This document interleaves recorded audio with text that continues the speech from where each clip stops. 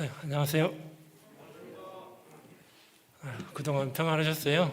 오늘 오랜만에 또 이렇게 여러 형제자매님들 모였습니다. 아마 봉사를 하셔서 알겠지만 새롭게 단장이 되어서 들어오실 때 새 건물에 들어온 거라고 생각하고 이렇게 들어오셨을 텐데 아마 감사가 많이 됐을 거라고 생각이 되고요. 찬양도 은혜의 그 수고에 참 감사를 드립니다. 먼저 하나님께 기도드리고 말씀드리겠습니다. 하나님 아버지 감사합니다. 이렇게 주님의 사랑을 받을 수 없는 죄인으로 태어나서 죄의 길을 걸어오던 저희들, 주님이 끝까지 포기하지 아니하시고 인생의 때에 우리를 구원해 주시고 남은 생에 주님 바라보고 영원한 천국을 바라보고 하나님의 아들로서 평강 가운데 살게 해주시고 귀한 교회를 주심으로 또 성령님을 주심으로 우리가 알지 못하는 많은 신령한 비밀들을 깨닫게 해주시고 또 주님을 더 배울 수 있는 시간 주신 것 감사합니다. 그것뿐만이 아니라 주님의 귀한 거룩한 일인 전 세계에 복음 증가하는 일에도 우리를 사용해 주시고 하나님의 영광을 나타내 주신 것 감사드립니다. 이제 조만간 일주일 뒤에 또 하나님 우리에게 전국적인 전 세계적인 또 추계 수양회 온라인 집회를 허락해 주셨습니다. 그 가운데도 모든 형제 자매님들 기도하는 가운데 참여해 주시고 또 하나님을 찾는 영혼들 이번 수양회를 통해 하나님 만나서 하나님 앞에 찬양을 함께 부르는 그날이 오기를 원합니다. 11월에 예정되어 있는 대전도 집회도 하나님이 함께 해주시고 기도함으로 영혼 준비할 수 있도록 함께 해 주옵소서. 특별히 코로나 바이러스로 인해서 우리의 마음이 또 침체되거나 또 탄식하거나 많은 물질적인 또 경제적인 어려움으로 또 육신의 고통으로 힘들어하는 형제자매님들 하나님께서 일일이 기억해 주시고 위로해 주시고 힘을 주시기를 원합니다. 특별히 해외에서 복음을 증거하시는 우리 선교사님들과 가족들 또 동역자들 우리보다 훨씬 더 어려운 환경 속에서 복음을 증거하고 또 코로나 바이러스도 훨씬 더 창궐해서 훨씬 더 어려움이 많을 줄 압니다. 그 가운데도 하나님이 힘을 잃지 않게 해주시고 끝까지 소망 가운데 울부짖을 수 있도록 함께 해주옵소서. 오늘 주일을 맞아서 필요한 말씀을 하나님 우리 가운데 오늘 전해주실 예정인데 전하는 사람이나 듣는 모든 사람들 마음속에 주님이 그리스도로 정확하게 자리 잡고 인생 중에 주님으로 섬기고 주님 앞에 어떻게 마땅히 해야 할 일을 할 수 있는 그런 마음이 생길 수 있도록 우리 자신을 돌아보고 또 우리 자신을 깨우치는 시간 되기를 원합니다. 모든 시간 성령의 감동하심에 의지합니다. 우리를 사랑하시는 예수님의 이름으로 기도드립니다. 아멘. 우리 요한계시록 3장을 보시겠습니다.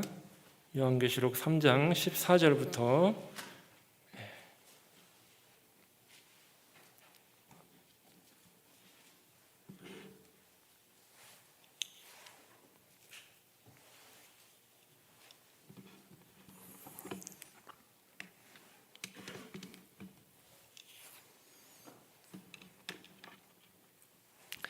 요한계시록 3장 14절부터 제가 읽도록 하겠습니다.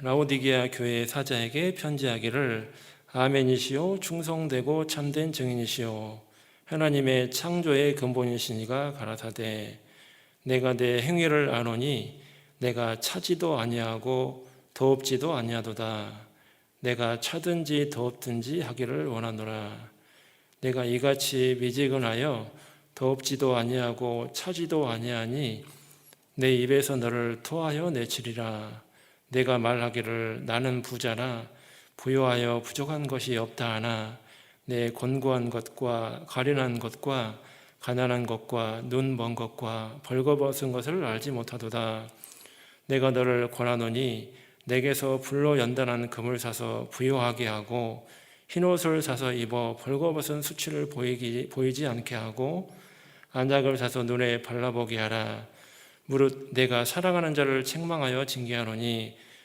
그러므로 내가 열심을 내라 회개하라 볼지어다 내가 문 밖에 서서 두드리노니 누구든지 내 음성을 듣고 문을 열면 내가 그에게로 들어가 그로 더불어 먹고 그는 나로 더불어 먹으리라. 우리 19절과 20절은 다시 한번 함께 읽어보겠습니다. 물은 내가 사랑하는 자를 책망하여 징계하노니 그러므로 내가 열심을 내라 회개하라. 볼지어다 내가 문 밖에 서서 두드리노니 누구든지 내 음성을 듣고 문을 열면 내가 그에게로 들어가 그로 더불어 먹고 그는 나로 더불어 먹으리라. 네.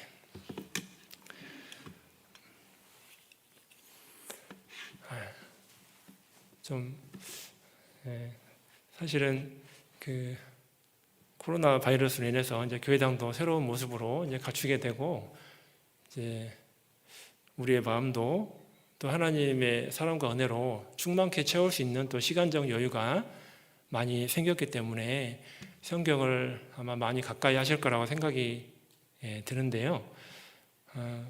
좀 먼저 잠깐 실례의 말씀을 먼저 잠깐 드리면 제가 좀 눈이 조금 잘 안 보입니다. 그래서 좀 안경을 벗었다 썼다 자주 해야 되고 좀 불필요한 행동을 좀 하게 될 수밖에 없을 것 같은데요. 혹시라도 오해하지 마시고 좀 이해해 주시면 좋겠고요. 사실은 아직은 좀 회복이 좀 덜 돼가지고 조금 보는 게 좀 불편한 게 좀 있어가지고요. 그래서 사실 성경책도 잘 안 보여서 지금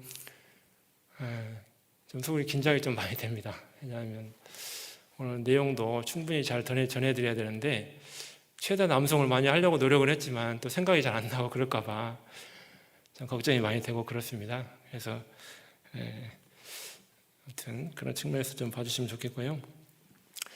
오늘 주제가 이제 뭘로 정할까 하다가 창조의 근본시가 가라사대라는 주제로 정하게 됐는데요.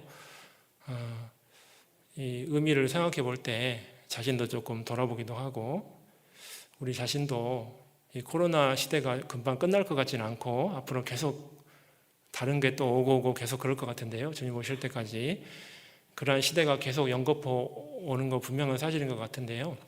그러한 시대에 하나님 앞에 어떻게 신앙을 지키고 하나님 앞에 어떻게 수행을 받아야 될지 조금 생각해보고 또 그에 합당하게 우리가 생활을 살 수 있다면 참 좋겠다 생각이 많이 듭니다. 우리 라오디게아 교회는 아마 많이 들어서 아마 잘 아실 거라고 생각이 되지만 다시 한번 인식하는 일깨우는 가운데 교훈이 되는 부분이 있을 거라고 생각이 됩니다. 라오디게아라는 뜻 자체가 이제 민중을 기쁘게 하다 이런 뜻입니다. 민중을 기쁘게 하다. 벌써 그 얘기 들을 때 이 교회는 어떠한 모습이 있구나 좀 감이 올 텐데요. 그러니까 하나님을 기쁘게 하는 게 아니고 민중을 기쁘게 하다 이런 의미를 가지고 라오디게아 교회라는 지역 자체가 그런 이름이 됐는데 놀랍게도 지역 자체의 이름이 그런 이름인데 이 교회의 모습도 참 그런 모습을 가지고 있습니다. 그러니까 놀랍죠. 하나님의 섭리인데요. 그래서 그런데 이제 라오디게아 교회는 이제 위치가 지금으로 말하면 옛날에는 소아시아 지역이라고 하잖아요. 지금은 터키인데요. 위로 가면은 히에라볼리라는 지역이 있고 동쪽 약간 아래쪽과 동쪽 이렇게 그쪽으로 가면은 이 골로새 교회가 있습니다. 그리고 위로 가면 이제 에베소 교회가 있는데요.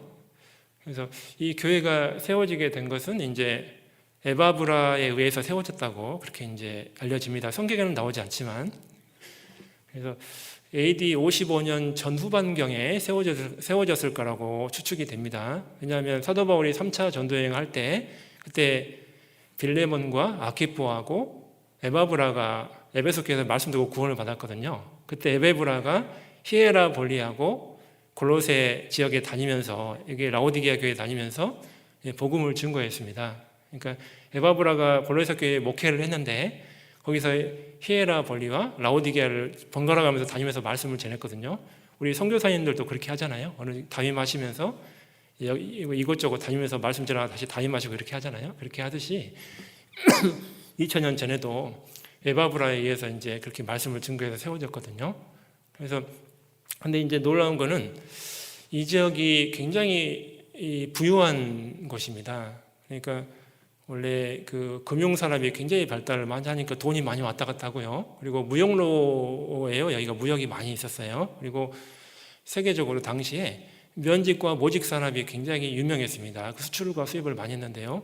그래서 돈이 굉장히 많은 지역입니다. 그러니까 이런 지역에 그분들이 구원을 받아서 교회에 들어왔거든요. 그러니까 이게 금방 오늘 아까 읽었던 말씀 중에도 그들이 부자다 이렇게 생각한다고 했잖아요. 그러니까 그들의 모습을 사실은 이 성경이 그대로 말씀을 하고 계신 건데, 그래서 육신의 부를 추구하는 그들의 모습이 마지막 시대의 교회의 모습이라는 생각이 많이 듭니다. 사실은 요 아시아 7교회가 이제 교회사를 설명하는 거이기도 한데, 사실은 성경에서 칭찬만 받았던 교회는 서머나 교회하고 빌라델비아 교회는 칭찬만 받았죠. 근데 나머지 4개 교회는 칭찬과 책망을 같이 받았는데, 라오디게아 교회는 책망만 받았거든요. 그러니까 7교회 중에 마지막 시대의 교회의 모습이 책망만 받았어요. 칭찬은 없고. 그래서 이 시대의 마지막 교회의 모습이 라오디게아 교회의 모습이니까 혹시라도 교회에 대한 모습을 이야기하지만 그리스도인의 신앙을 이야기하는 거기 때문에 꼭 교회적인 측면만 보지 않고 이것을 내 개인의 신앙적인 측면으로도 보면 좋겠다 생각이 듭니다. 왜냐하면 마지막 시대에는 점점 인간 중심의 사회가 되거든요. 하나님 중심이 아니라. 그러니까 사실 라오디게아 교회가 처음에 생겨났을 때만 해도 눈바의 집에서 작게 시작을 했거든요. 그때는 정말 서로 사랑하고 주님을 사랑하고 복음을 사랑하고 그랬던 사람들이에요. 이런 모습을 갖지는 않았어요. 그런데 그들이 AD 55년 정도에 교회가 세워졌기 때문에 이 요한계시록은 AD 95년에 기록되었으니까 40년 정도가 지나니까 그들의 모습이 완전히 바뀌었죠. 처음에는 복음을 사랑하고 순교를 하고 그랬던 신앙들이었는데 시간이 40년이 지나니까 그들의 신앙은 완전히 달라졌습니다. 이제 인간이 교회를 주도하고 인간 중심의 교회가 되고 가족 중심의 교회가 되고, 우리도 경계해야 될 것 중에 하나가 가족 중심을 굉장히 경계를 많이 해야 돼요. 마지막 시대는. 왜냐하면 코로나 시대는 가족하고 많이 있기 때문에 잘못하면 교회를 잊어버릴 수가 있어요.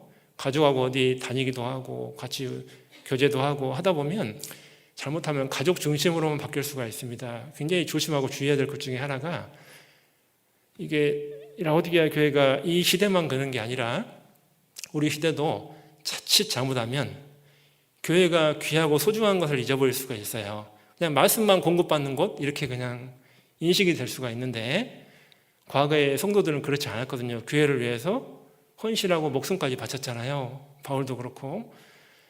그런데 우리가 잘못하면 교회를 잘 모이지 못하다 보니까 인간 중심의 교회가 되고 가족 중심의 교회가 될 수가 있어요. 서구의 유럽의 많은 교회들이 한때는 복음을 위해서 많은 사람들이 희생하고 수고해서 교회가 세워졌는데, 지금 유럽에 가면 교회라고 하는 모습이 거의 없잖아요. 세상과 타협해가지고 주일만 지키는 신앙이 됐죠. 썬데이 크리스찬이라고 그러죠. 주일만 지키게 돼 있어요. 그러니까 주중에 한 번도 모이지 않고 자기 마음대로 살다가 주일만 딱 그냥 와서 2시간도 아니죠. 찬양하고 받아오고 말씀 한 30분 하고 끝나는 그런 교회의 모습을 갖게 됐어요. 그러니까 이제 제일 큰 문제가 뭐냐면, 이게 인간 중심의 교회가 되면 첫 번째 주님이 사라져요. 두 번째는 복음이 사라집니다. 그러니까 복음이 안전해지죠.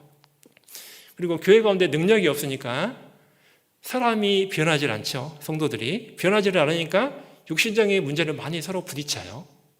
자그마한 걸로 상처받고 작은 말로 문제가 걸리고 쉽게 교회를 떠나고 이제 이런 문제들이 생기는 거죠. 왜냐하면 주님 중심의 교회가 안 되고 인간의 중심의 교회가 되면 그렇게 되죠.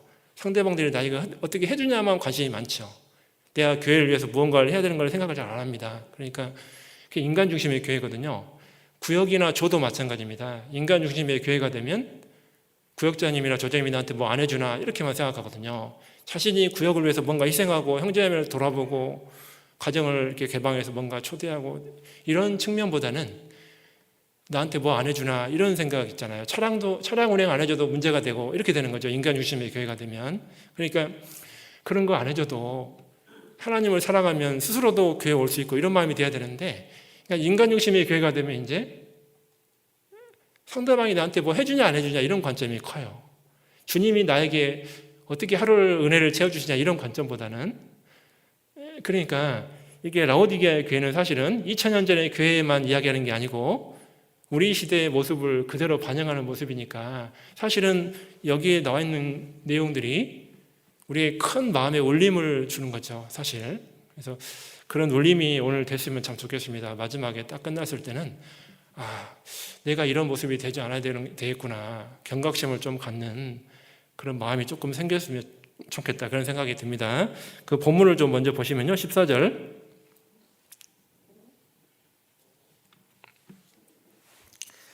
라오디게아 교회의 사자에게 편지하기를 아멘이시요 충성되고 참된 증인이시요 하나님의 창조의 근본이시니가 가라사대 그랬는데요.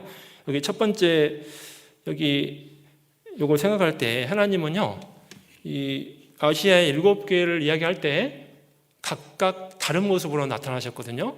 왜 그러냐면 그 교회의 가장 합당한 모습으로 나타나셨어요. 그러니까 근데 여기 라오디게아 교회는 어떻게 나타나셨냐면 여기 보니까 아멘이시요 충성되고 참된 증인이시요 하나님의 창조의 근본이시니 세 가지 모습으로 나타나셨는데, 왜냐하면 이 교회에 이게 제일 부족하니까 이렇게 나타나신 거예요. 라오디게아 교회에. 첫 번째가 아멘이시요 그랬죠. 아멘이라는 뜻은 뭐냐면 우리가 많이 쓰잖아요. 예수님의 이름으로 기도합니다, 아멘, 이렇게 많이 하는데 아멘이라는 뜻은 진실로라는 뜻하고 동의어입니다. 의미가 똑같아요. 진실로라는 의미입니다. 그래서 예수님이 요한복음에서 제일 많이 썼던 용어 중에 하나가 진실로 진실로 내게 이르노니, 이런 말을 많이 썼죠. 왜냐하면 아멘 아멘하고 똑같은 말입니다, 그게. 그러니까 예수님은 그리고 이사야 65장 16절에는 이 땅에서 자기를 위하여 복을 구하는 자는 진리의 하나님께 구할 것이요, 그런 말씀이 있는데 진리의 하나님 뜻이 이제 아멘의 하나님이라고 나와 있어요, 거기에. 그래서 이 진리의 하나님, 아멘의 하나님. 그러니까 예수님은 모든 일에 아멘이 된다, 그 말이에요. 이걸 쉽게 두 가지로 잠깐 말씀드리면, 첫 번째는 하나님의 모습과 계획과 목적과 뜻이 예수님을 통해서 나타난다는 것이 첫 번째 의미고, 두 번째는 예수님을 통해서 이루어지는 모든 일은 참이다, 진짜다, 사실이고 진리다라는 걸 이야기하는 겁니다. 그러니까 아멘이라는 의미가 예수님 안에 들어있습니다. 그 의미가 두 가지 의미가 들어있어요. 그러니까 우리가 예수님을, 지난주 주일 말씀도 그렇지만 우리가 예수님을 잘 알수록 우리도 아멘의 삶을 살 수 있는 거죠. 하나님 앞에 진리의 길을 걸어갈 수 있고 하나님 앞에 하나님 뜻 가운데 살 수가 있는 거죠. 그러니까 예수님을 잘 알면 반대로 우리도 진리의 길을 걸어갈 수 있고 아멘의 길을 걸어갈 수가 있는 겁니다. 라오디게아 교회는 그렇지 않았거든요. 그 다음에 충성되고 참된 증인이다, 이 말이 나왔는데 예수님은 요한복음에서 6장에서 하나님의 집 맡은 아들로 충성했다고 되어 있는데요, 집 맡은 아들로 하나님의 말씀을 그대로 전파했잖아요. 그리고 십자가에 죽기까지 끝까지 충성했죠. 포기하지 않았잖아요. 이사야서에도 예언이 되어 있는데 끝까지 충성을 했습니다. 예수님은 그 일을 다 이루었어요. 그리고 그 참된 증인이라고 되어 있죠. 증인이라는 의미는 헬라어로 마르티스, 이런 의미인데 이거 뭐냐면 진리를 전파하고 이를 수호한 자 및 이를 위하여 순교한 자, 이런 정확하게 이 뜻입니다. 진리를 전파하고 수호한 자 및 이를 위하여 순교한 자, 이런 의미예요. 증인이라는 뜻이. 근데 예수님이 우리에게 사도행전 1장 8절에서 땅끝까지 이르러 내 증인이 되리라 그러셨잖아요, 우리한테. 그러니까 예수님은 끝까지 그 증인 역할을 하셨죠. 끝까지 순교했잖아요. 자, 우리는 땅끝까지 복음을 전하라고 하나님이 승천하시기 전에 마지막 명령을 하셨는데 최고의 명령이죠, 그게. 그 일을 교회에다 맡겼습니다. 근데 라오디게아 교회는 그렇게 하지는 않았던 거예요. 인간적인 교회가 되다 보니까 사람끼리만 잘 지냈지 하나님은 정작 숭배하지를 못했어요. 그러니까 복음하고는 거리가 먼 모습의 삶을 살았던 거예요. 그러니까 예수님이 그들이 부족하니까 그게 못하고 있기 때문에 그런 모습으로 나타난 거거든요. 너희가 증인 역할을 해야 되는데 왜 안 하고 있느냐, 교회인데. 그 얘기를 하려고 하는 거예요. 자, 그리고 세 번째는 하나님의 창조의 근본이시가 가라사대 그랬죠. 자, 이것도 또 중요하죠. 오늘 제목인데 하나님의 창조의 근본이시니가 가라사대. 이 창조라는 것은 사람을 포함한 우주 만물을 창조한 창조주 하나님을 설명하는 것도 맞지만 여기서는 그런 의미보다도 에베소서 2장 10절 잘 아시죠? 우리는 그의 만드신 바라 그리스도 예수 안에서 선한 일을 위하여 지으심을 받은 자니 이는 전에 하나님이 예비하사 우리로 그 가운데서 행하게 하려 하심이니라 그랬는데, 이게 하나님의 선한 일을 위해 지으심을 받은 자다. 그러니까 우리가 구원받은 것은 크게 두 가지 목적이 있는데, 첫 번째는 하나님 천국에서 영원한 천국의 기업을 누리게 하기 위한 목적도 있지만은, 또 하나의 목적은 이 땅에 사는 동안 하나님의 선한 일을 위해서 살게 하기 위한 목적이 있는 거예요. 그러니까 만약에 생각해 보세요. 천국만, 영생만 우리에게 주는 게 목적이다. 우리를 구원한 것이. 그러면 구원받자마자 바로 죽어야 될까, 안 죽어야 될까요? 한번 생각해 보세요. 구원받자 바로 죽어서 천국 가야 돼요. 하나님이 그때 목숨을 딱 심장을 멈추게 해가지고 바로 천국에 우리를 모두를 데려가야 돼요. 근데 왜 우리를 매일매일 심장을 뛰게 해줄까요? 할 일이 있으니까 심장을 뛰게 할까요? 그냥 세상 허송세월하고 세상 사람하고 똑같이 타협해가지고 육신의 것이나 추구하고 살게 하기 위해서 목숨을 살려놨을까요? 당연하죠. 하나님 앞에 창조의 근본의 시지가 맡긴 일이 있어요. 이 세상에 사는 동안 구원받은 사람에게 천국에서 영생만 기업만 누리라고 우리를 창조한 게 결코 아니에요. 만약에 그것만 생각하는 사람은 대착각이죠. 구원받은 사람이 그것만 생각하고 천국만 이야기하면 이 땅에서는 제대로 살지 않고 천국만 이야기하고 산다면 그건 대착각인 거예요. 하나님은 우리를 먼저 앞서서 구원해 주시고 아직 남아있는 많은 열매들이 있는데, 많은 이삭들이 있는데 그들을 건지는 일을 위해서 우리를 창조해 주신 거거든요. 그러니까 한 가지만 생각하면 되는 게 아닙니다. 이사야 43장 21절에 이 백성은 나를 위하여 지었나니 나의 찬송을 부르게 하려 함이니라. 우리가 이 땅에 살면서 하나님께 영광을 드리는, 찬양을 하는, 입술로 찬양을 드리는 것 중에 제일 중요한 게 하나님의 영광을 위해 사는 건데, 그 일 중에 가장 중요한 게 땅 끝까지 이르러 내 증인이 되는 게 가장 중요한 거잖아요. 그 많은 일 중에서 교회의 봉사도 중요하고 교제도 중요하고 말씀도 가까이 하는 거 중요하고 다 중요하지만은 가장 중요한 게, 가장 선한 일이, 가장 큰 일이 복음 전하는 게 가장 중요한 일이죠. 그 일 때문에 사실 우리가 남아있는 거예요. 교제는 천국에서도 할 수 있는 거거든요. 교제 때문에 살려놓은 게 아니죠. 봉사는 봉사 때문에 살려놓은 게 아니에요. 주 목적은 복음 전하다 보니까 봉사를 해야 되니까 되는 것이지, 사실 제일 중요한 것은 선한 일 중에 복음 전하는 게 가장 중요하다. 그것을 구원받은 사람이 하지 않고 있다면, 내가 교제를 아무리 열심히 다닌다 해도 복음을 안 전한다면 그건 하나님 뜻하고 뭔가 다른 길을 가고 있는 거예요. 그러니까 제일 중요한 것 중에 하나가, 우리가 코로나 상관없이 오히려 고난 중에 복음은 더 증거됐기 때문에 지금까지 평안할 때보다 고난이 심할 때가 더 복음이 많이 증거됐거든요. 서머나 교회가 두 번째 교회 이름이 나오잖아요. 에베소 다음에. 이 서머나 교회 때, 서머나는 몰락이라는 뜻이잖아요. 순교라는 뜻이고 핍박, 희생이라는 뜻이거든요. 그게 시체에 바르는 거니까요. 그러니까 정말 제일 핍박이 심할 때가 AD 100년부터 300년 사이였거든요. 그때 천주교가 태동하기 전이긴 했지만 그런 어떤 기독교를 통해 정말요 순교자들이 정말 많았어요. 자, 그러니까 그때 가장 복음이 많이 증거됐거든요. 이 핍박이 심할 때 교회사 중에서. 그러니까 근데 마지막 시대로 갈수록 복음이 점점 약해지는 거예요. 왜? 핍박이 많지 않아요. 어찌 보면 코로나 같은 고난이라도 있어야 복음을 증거할 수 있지 않나, 그런 생각이 들어요. 사실은 평안할 때보다 고난이 많고, 내가 몸이 아프고 가정에 고난이 많고 이럴 때가 사실 복음이 제일 잘 전해질 때고, 주님을 제일 간절히 찾을 때고, 주님 앞에 내가 누군지 잊어버리지 않을 때고, 그때가 제일 소중한 시기인 것 같아요. 편안할 때는요 하나님을 잘 찾질 않아요. 참 안타까운 게. 자, 그 다음 말씀 보시면 이제 15절에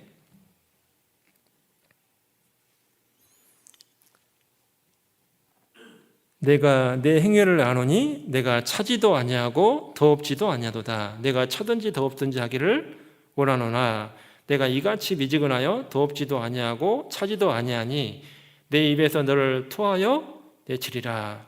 자, 내가 내 행위를 안다고 돼 있죠. 지난주 말씀에도 하나님이 다 아신다는 걸 배웠잖아요, 우리가. 자, 근데 라오디게아 교회의 모습은 차지도 않고 더럽지도 않다. 자, 이것은 여러 가지 각도로 우리가 생각해 볼 수가 있는데 다 설명할 수는 없지만, 이게 하나님은 당시에 라오디게아 교회의 모습의 그 지역적인 환경을 통해 이제 이 말씀을 하셨는데, 사실은 히에라볼리에서는 뜨거운 온천수가 흐르거든요. 근데 골로새에는 차가운 우물이 많아요. 그러니까 두 가지 골로새 지역의 모습과 히에라볼리의 모습을 통해 이 지역적인 상황을 통해 이 말씀을 하신 거거든요. 뜨거운 데는 히에라볼리, 차가운 데는 골로새의 모습, 이 지역의 모습을 가지고 덥든지 차갑든지 하라, 이제 이 말씀을 하셨는데, 왜냐하면 히에라볼리의 뜨거운 온천수가 흘러내려가지고 라오디게아까지 오면 이제 미지근해지니까, 그리고 광물질이 많이 섞여 있기 때문에 입에 넣었다가 막 역겨워서 바로 토하예요. 구토하면서 뭐 마실 수가 없어요.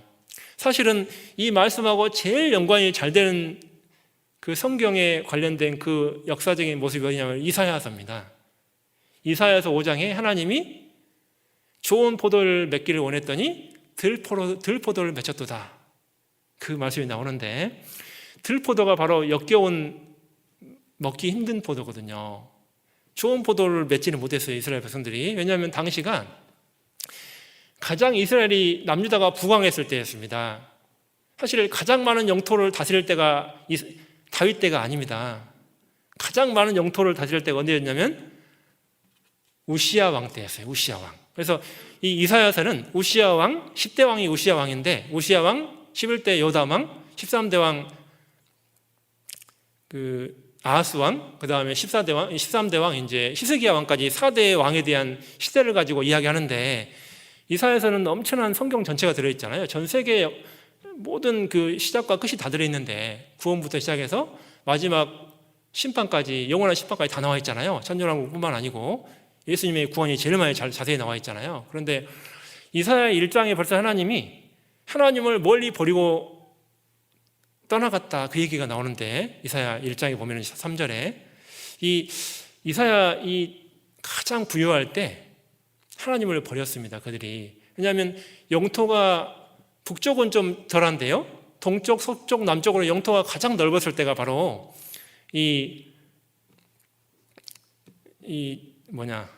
제 생각이 난다, 금방 해놓고도.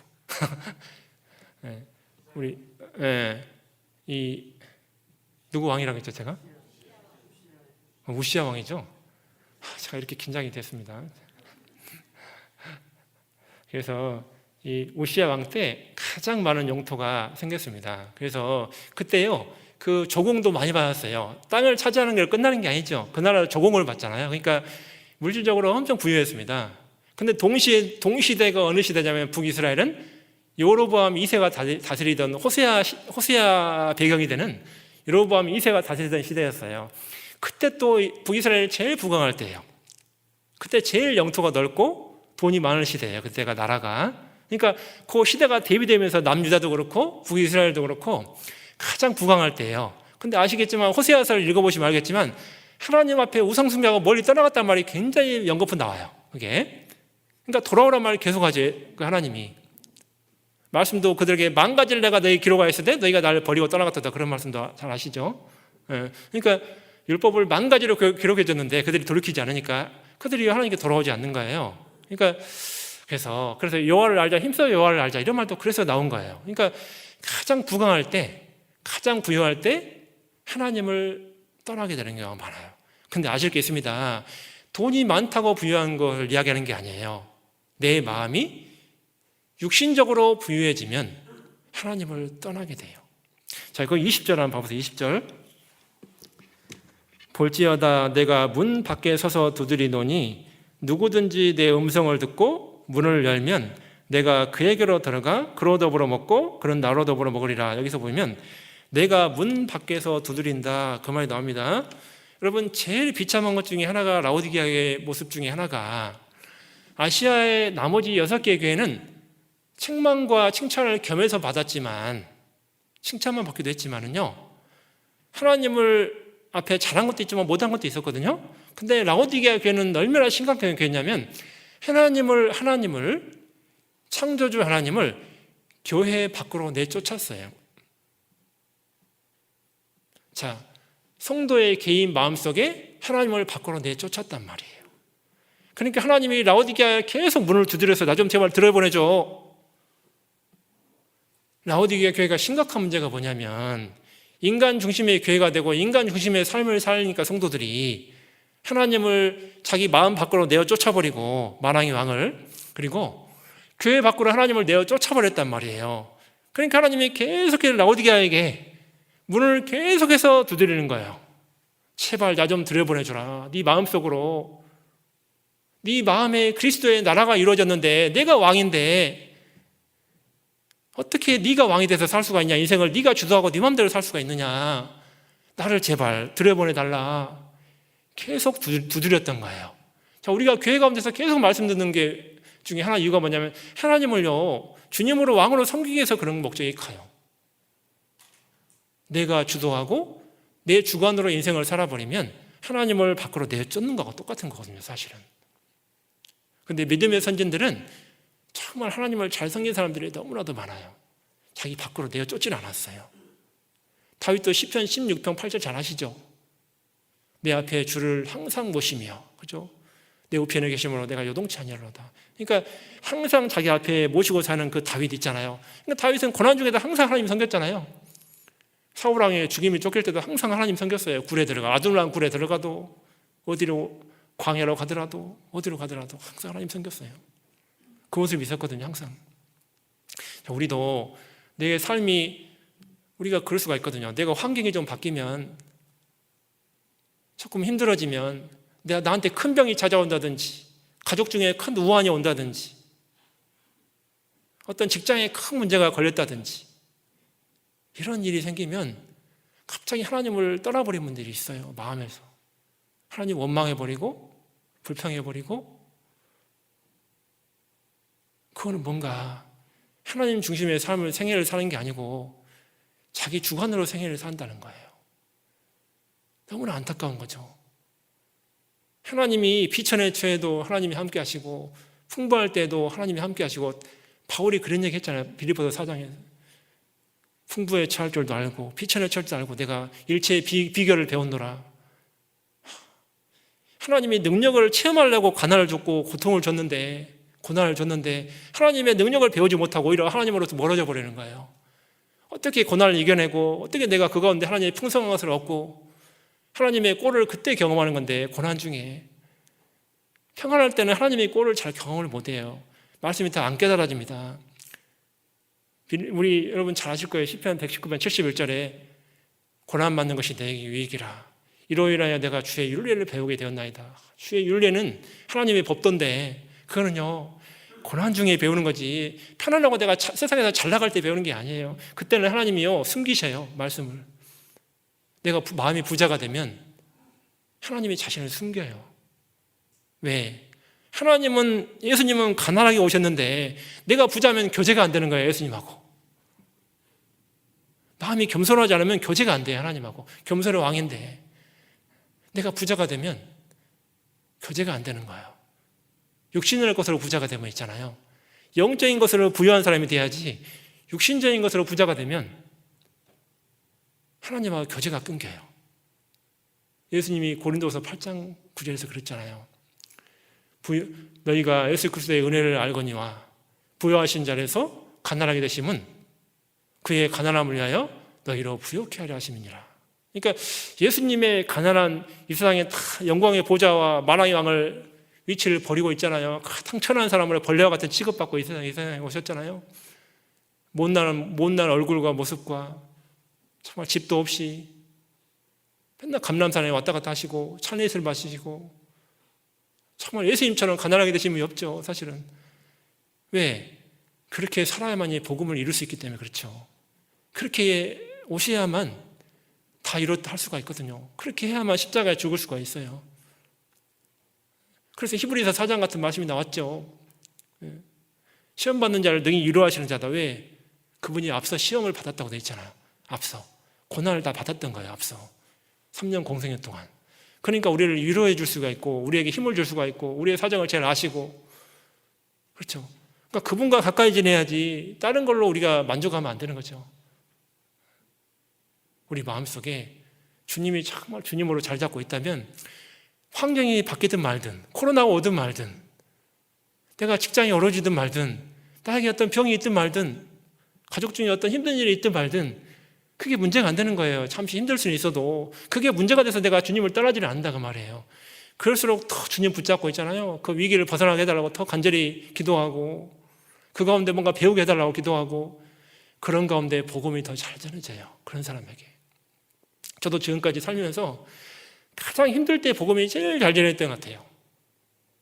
제일 잘 나갈 때는 복음이 잘 안 전해져요. 내가 교만해지고 마음도 높아지고, 정말 진짜 힘들 때, 진짜 어려울 때, 그때가 주님이 나와 함께 하신 걸 알아요. 시편 23편 잘 아시죠? 주께서 나와 함께 하심이라. 그럴 때가 골짜기 건널 때 그렇잖아요. 골짜기에 들어갔을 때 주께서 나를 안위하시나이다. 그죠?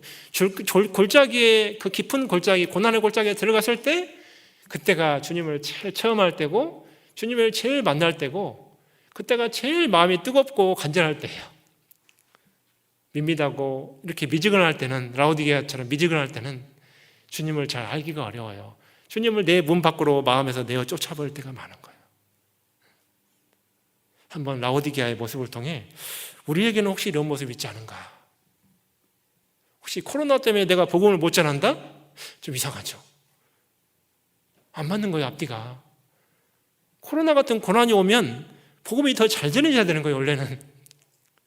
사람들이 만나기 싫어한다? 기독교를 욕한다? 그런 고난의 시대는 찾는 사람이 더 명확하게 보이는 거예요. 그게 문제가 되는 게 아니죠, 복음 전하는. 솔직히 그런 것보다 옛날 2000년 전에 이 시대는 훨씬 더 핍박이 심했고요. 훨씬 더 힘든 시대였어요. 자기 산업도 다 빼앗기고 있잖아요. 직장도 다 빼앗겼잖아요. 이 시대는 복음 때문에 지하 동굴로 들어가가지고 있잖아요. 숨어서 복음 전했잖아요. 힘든 거로 말하면 이 시대가 훨씬 힘들었던 거죠, 지금보다. 사실은 지금 우리는 살 만큼 살고 있잖아요. 물질이 없어서 굶어 죽고 그런 사람 없잖아요. 이 시대는 정말요, 산업도 다 빼앗기고 뭐 일도 못해요. 지하 동굴에 숨어서 사니까. 직장을 다닐 수가 있어요? 우리보다 이 시대의 성도들이 훨씬 힘들고요. 아마 마음의 고통이 훨씬 심했을 거예요. 이루 말할 수 없을 거예요, 사실은. 성경에 그런 게 자세히 안 나와서 그렇지 이루 다 말할 수가 없을 거라고 생각이 돼요. 정말 우리가 지금 힘든 시절에 자유롭게 만나지 못하고, 자유롭게 봉사도 못하고, 자유롭게 복음 전하기도 힘든 시대인 건 분명히 맞지만, 오히려 이러한 시기에 복음은 더 힘있게 전해진 게 맞는 거다. 마지막 시대의 징조를 우리에게 왜 보여주겠어요? 그래, 마지막 시대의 징조구나, 뭐 그런 생각만 하라고 보여주지 않았을 거예요. 그리스도인에게는, 세상 사람에게는 탄식을 주고 안타까움이 되고, 그렇지만 우리에게는 주님 만날 날이 가까웠기 때문에 더 열심히 사는 게 맞을 거예요. 경각심을 불러일으킬 거예요, 하나님이 우리 마음속에. 아, 주님 내일 오시려나 모레 오시려나, 주님 맞이할 준비를 내가 잘하고 살아야 되겠구나, 그런 마음이 맞을 겁니다. 미지근하다, 이런 의미가요, 헬라어로 열정이 없다, 이런 뜻입니다. 열정이 없다. 자, 마지막 시대는요, 열정이 점점 사라져요. 자, 그냥 열정이 아니죠? 주를 위한 열정이죠. 주를 위한 열정. 예수님의 열심 봐보세요. 정말요, 너무 부끄러워요. 예수님의 열심 생각할 때마다. 여러분요, 누가복음 2장에 시므온이 그런 얘기 했어요. 성령이 감동하시고 이 얘기했는데, 자, 이 아기는 비방받는 표적이 되게 하려 하심이니라 그랬거든요. 여러분, 여기 할머니 할아버지들 계시죠? 손자가 태어나면 모든 사람이 축복해주고 기뻐해요. 비방받는 표적이 된다고 그렇게 말하는 사람이 있을까요? 아이를 향해서? 그런 사람 한 명도 없을걸요? 좋아서 막 어쩔 줄 몰라 하지, 기뻐서. 근데 예수님은요, 비방받는 표적되는 얘기를 들었다니까요. 아인데.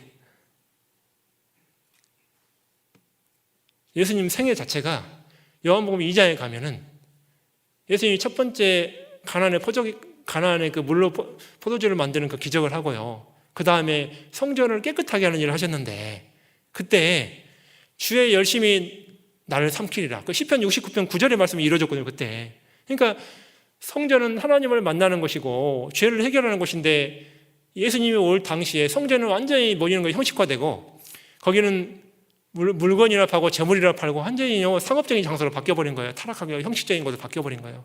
그러니까 예수님이 안타까워가지고 다 내어쫓았거든요. 그때 그 말씀이 나온 거예요. 주의 전을 삼아 열심히 예수님을 삼키는 거죠. 자, 성전인 교회죠.